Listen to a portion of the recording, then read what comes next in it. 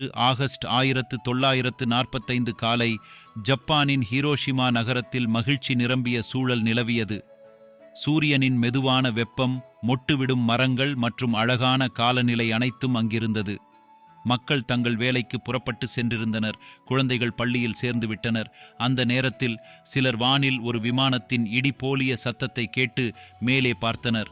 8:15 மணிக்கு அமெரிக்க விமானம் ஒன்றிலிருந்து கீழே ஏதோ ஒன்று விழுந்தது. தூரத்தில் சிறியதாக காட்சியளித்த இந்த பொருள் சுமார் 43 வினாடிகளுக்கு விழுந்து கொண்டே இருந்தது. அதன் பிறகு அது நிலத்தை தாக்கும்போது காதுகள் உடையுமளவு ஒரு பெரும் வெடிப்பு நிகழ்ந்தது. வாழ்க்கையின் கடைசி தருணங்களில் மக்களுக்கு ஒரு வெளிச்சமாகும் ஒளி தெரிந்தது.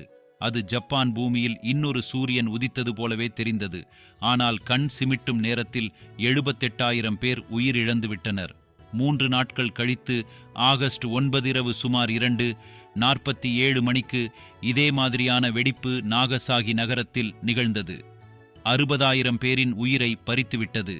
இந்த இரு நகரங்களிலும் உயிர் வாழ்ந்தவர்கள் கதிர்வீச்சின் காரணமாக லுகேமியா, புற்றுநோய் மற்றும் பல தீவிர நோய்களுக்கு ஆளானார்கள். இதனால் 1945 முடிவடையும் போது மொத்தம் 2,46,000 பேர் உயிரிழந்துவிட்டனர். இன்றும் ஹிரோஷிமா மற்றும் நாகசாகி நகரங்களில் நிலம் அணுகுண்டு வெடிப்பால் பஞ்சமானது. காற்றில் இன்றும் கதிர்வீச்சு உள்ளது. அங்கு பிறக்கும் குழந்தைகள் உடல் மற்றும் மனதில் வளர்ச்சி இல்லாமல் பிறக்கின்றனர். இந்த வரலாற்றில் நடத்திய சோகமான நிகழ்வு அணுகுண்டுகள் எவ்வளவு அழிவுகரமானவை என்பதை நம்மை உணர்த்துகிறது. இருந்தாலும் இன்றும் ஒவ்வொரு நாடும் தங்களை அணு சூப்பர் பவராக்க போராட்டத்தில் ஈடுபட்டு வருகின்றன. இது உலகத்தை மிரட்டுவதற்காகவோ அல்லது தங்களை பாதுகாக்கவோ இருக்கலாம். இன்று உலகில் 9 நாடுகள் அணு சக்தி பெற்ற நாடுகளாக உள்ளன.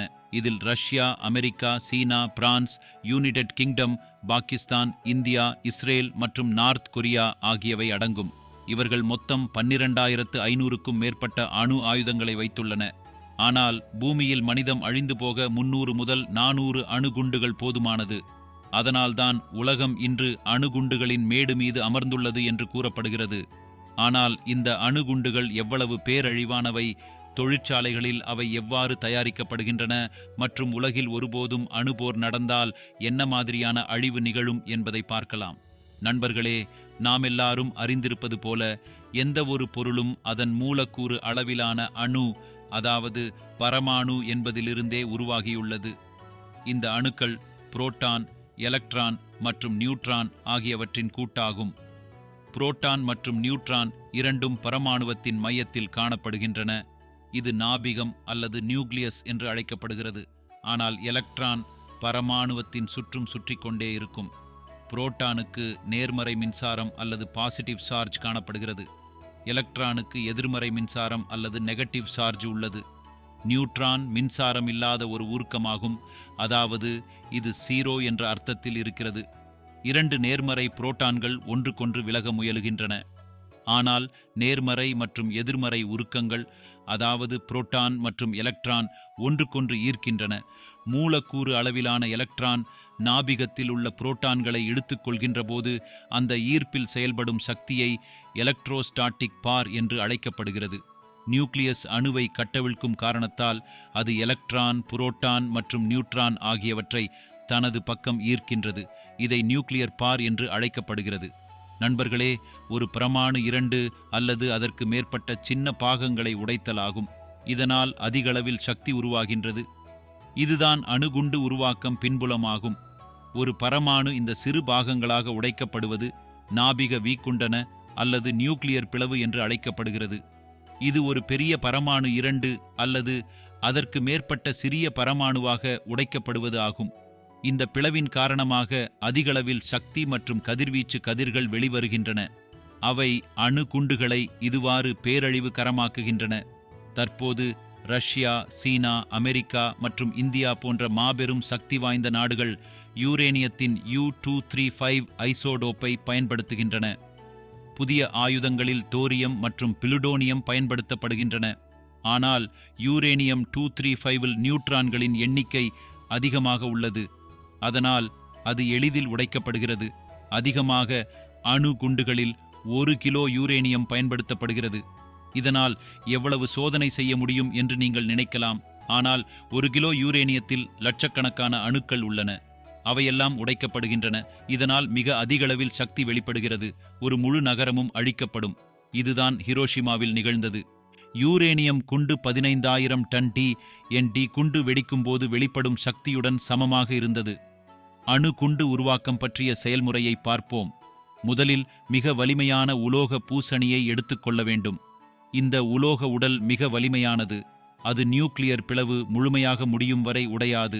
இந்த உலோக பிளவு ஒரு பக்கம் நியூட்ரான் உணர்த்தப்படாத பொருள் வைக்கின்றது, மற்ற பக்கம் யூரேனியம் மற்றும் வெளியே ஒரு சிறிய வெடிமருந்து பொருள் உள்ளது. அணு குண்டு வெடிப்பதற்கு வெளிப்புற வெடிமருந்து பொருள் முதலில் வெடிக்க வேண்டும். இதனால் நியூட்ரான் பொருள் வெளிப்படுகின்றது. இந்த நியூட்ரான் யூரேனியம் பரமாணுவத்தை தாக்குகின்றது. இதனால் மற்ற சின்ன பாகங்களாக உடைக்கப்படுகின்றன. ஒரு யூரேனியம் பரமாணு பிளவில் சின்ன சின்ன பரமாணுக்கள் மற்றும் அதிகளவில் சக்தி மற்றும் சில புதிய நியூட்ரான்கள் உருவாகின்றன. இந்த புதிய நியூட்ரான்கள் மற்ற பரமாணுக்களை உடைத்தல் செய்கின்றன. இந்த பிளவின் விளைவாக புதிய நியூட்ரான்கள் உருவாகின்றன. இந்த செயல்முறை தொடர்ச்சியாக நடைபெறுகின்றது.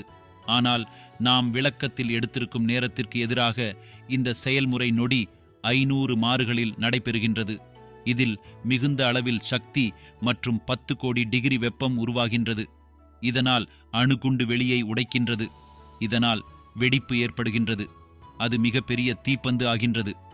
அதே சமயம் ஒலி வேகத்தை விட வேகமாக வெடிப்பு அலைகள் பரவுகின்றன. வானத்தில் 100 கிமி உயரத்திற்கு மேல் தீ மற்றும் புகையினால் ஒரு சூறாவளி எழுகின்றது. வெடிப்பின் மையத்தில் ஒரு பெரிய குழி உருவாகின்றது. இந்த வெடிப்பு அலை நிலத்தில் சில நொடிகளுக்கு நிலநடுக்கம் ஏற்படுத்துகின்றது.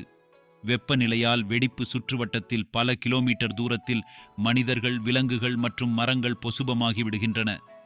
இதுக்குரிய அணுப்பிளவிலிருந்து ஏற்பட்ட கதிர்வீச்சு கதிர்கள் காற்றில் பரவுகின்றன. இதனால் மனிதர்களுக்கு மற்றும் மற்ற உயிரினங்களுக்கு புற்றுநோய் போன்ற நோய்கள் ஏற்படலாம். அந்த வெடிப்பின் பல 100 ஆண்டுகள் கூட அதை தாக்கலாம். அதனால் அணு குண்டு அழிவின் அரசர் என்று அழைக்கப்படுகின்றது. ஒரு வெடிப்பில் ஒரு நகரம் முழுவதும் அழிக்கப்படும் சக்தியுள்ளது. எதிர்காலத்தில் அணு போர் நிகழ்ந்தால் அது போர் எடுத்துக்கொள்ளும் நாடுகளை மட்டுமின்றி அருகில் உள்ள நாடுகளையும் அழித்துவிடும்.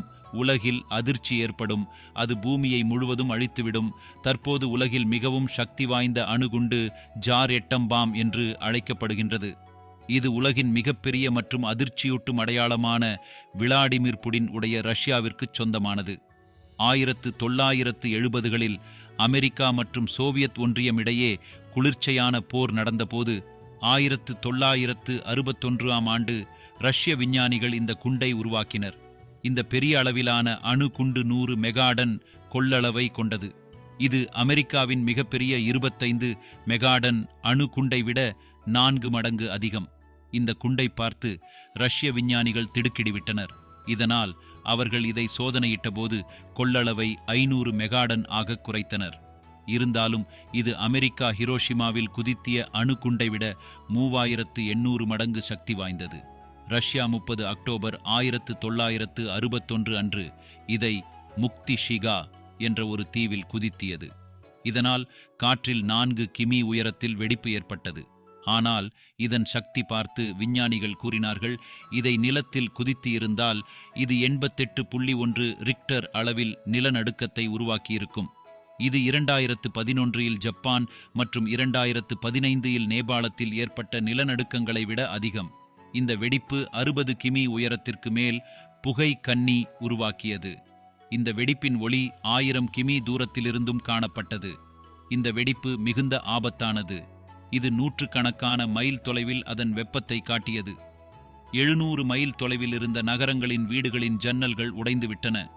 இன்றும் ரஷ்யாவிடம் 6000க்கும் மேற்பட்ட அணு ஆயுதங்கள் உள்ளன. அமெரிக்கா கூட ரஷ்யாவுடன் சண்டையிட விரும்பவில்லை. ஆனால் ரஷ்யா எவ்வளவு சக்தி வாய்ந்தது என்பதை நீங்கள் தெரிந்து கொள்ள வேண்டும் என்றால் நீங்கள் இந்த விவரக்குறிப்புகளை பார்க்கவும்.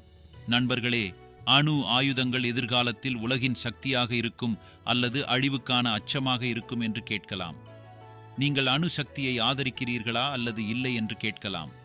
இது பற்றிய உங்கள் கருத்துக்களை எங்களுடன் பகிருங்கள். வீடியோவை விரும்பினால் லைக் மற்றும் பகிர்ந்து கொள்ளவும். நீங்கள் இந்த சேனலில்